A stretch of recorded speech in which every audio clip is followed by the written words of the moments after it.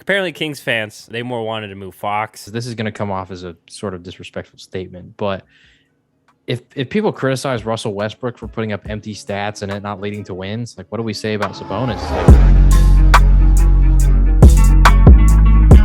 I'm gonna throw out the next trade that I thought was pretty interesting. It was the Pacers. They traded Damontas Sabonis, basically for why am I blanking on Haliburton, Tyrese Haliburton, and Buddy Hield. I think there's like more. I think it was like a three-way trade right there. Marvin Bagley gets sent.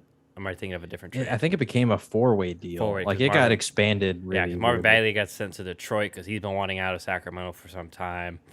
So obviously everyone flamed Sacramento getting rid of Haliburton, which I mean I understand because I guess apparently Kings fans, I'll look on the Bleacher Report community app. They more wanted to move Fox, which is understandable, but I think Fox is on a max contract or about to be, I believe, if I remember correctly. So, like, I feel like it is a harder sell than Haliburton, who's already been playing really well and still on a rookie contract. But in regards to the Kings, I don't know what. Okay, so I'm guessing they're hitting the reset reload button, and I do like Sabonis as a player, but we'll see. I think some front office stuff needs to change because they've really missed. They're like the Jacksonville, I feel like, of the NBA, where they've had so many high picks, and they've hit a few of them. Just you can call it by luck or just eventually you're gonna hit one, kind of like Philly did. Like DeMarcus Cousins, and then you could say De'Aaron Fox kind of hit, but even now, like they're trying to get rid of him. Same with Buddy Hield. So I'm interested to see what happens with Sacramento going forward because they've had pieces to be. I'm not saying championship, but be a winning like playoff-esque team in the playoffs, and they haven't been able to put it together. Whether it be some people blame the coaching or once again front office, but I think it was interesting that the Pacers finally hit the reset too. Like both teams hit the reset in their own way. Because for the longest time, everyone was talking about it was Miles Turner that everyone thought they were going to get rid of, and they would keep Sabonis, which I did too, which I was surprised. But nope. And who knows? Because apparently there's also a report afterwards that they might get rid of Miles Turner in the offseason too. So they may be fully resetting. But I do like at least I have Haliburton to build with. I think the guy they drafted this year, Duarte, has been playing really well too. So we'll see. But that was the only other trade one of the other trades that did intrigue me. I'm not sure if you wanted to comment on that or mention another one.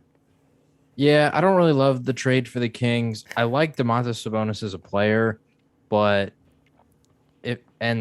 all respect to him because this is going to come off as a sort of disrespectful statement. But if people criticize Russell Westbrook for putting up empty stats and it not leading to wins, like what do we say about Sabonis? Like this year, they really haven't been able to win, and he was averaging like near a 20-10-10.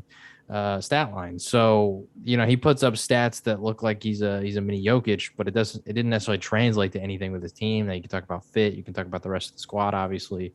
But I don't know. I think he's a great player. I think he's an all-star caliber player. I don't think he necessarily elevates the Kings to being really relevant in the West.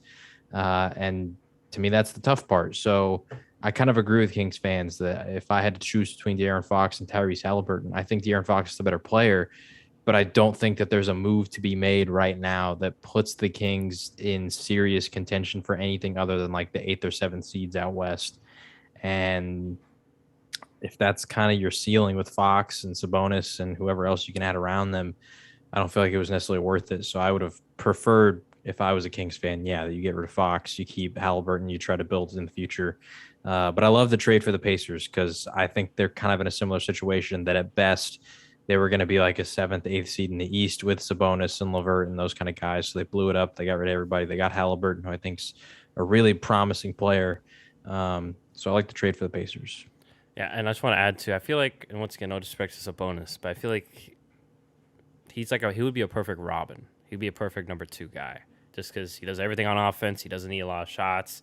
He can pass. Not the greatest defender, but he's a solid rebounder and such. So maybe they can find whether the draft or maybe they're I'm not sure if they have enough space for a max, but maybe their hope is they can get a max guy, and they'll have the pieces around them. But I just like we mentioned, not really sure what the Kings' direction, or I think we know what the direction. We're not really sure if it's really going to work out because it hasn't been.